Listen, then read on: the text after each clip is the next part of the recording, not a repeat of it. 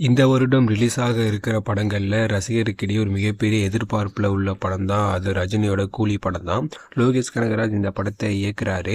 முக்கியமாக இந்த படத்துடைய ஷூட்டிங் கிட்டத்தட்ட 70% முடிஞ்சிருச்சு அப்படின்ற மாதிரி சொல்றாங்க. இந்த வருடம் ஆகஸ்ட் மாதம் ரிலீஸ் பண்ண தற்போது படக்குழு திட்டமிடுறாங்க. அதற்கான வேலைகள் எல்லாமே ரொம்ப ஃபாஸ்ட்டாக போயிட்டு இருக்கு.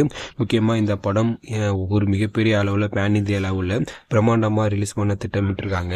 இந்த படம் கண்டிப்பாக 1000 கோடி கலெக்ட் பண்ணும் அப்படின்னு ரசிகர்கள் எல்லாமே சொல்லிட்டு இருக்காங்க. ஸோ இதனை அடுத்து கூலி படத்துல ஒரே ஒரு பாடலுக்கு நடனம் ஆட நடிகை பூஜா ஹெக்டே அவர்கள் கமிட் ஆயிருக்காங்க அப்படின்ற மாதிரி சொல்றாங்க.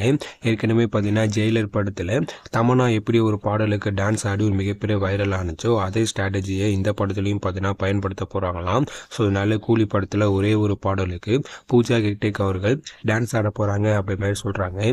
தற்போது பூஜா ஹெக்டே விஜயோட ஜனநாயகன் அதே போல சூர்யாவோட ரெட்ரோ போன்ற படங்கள்ல இவங்க பார்த்தீங்கன்னா நடிச்சிட்டு இருக்காங்க.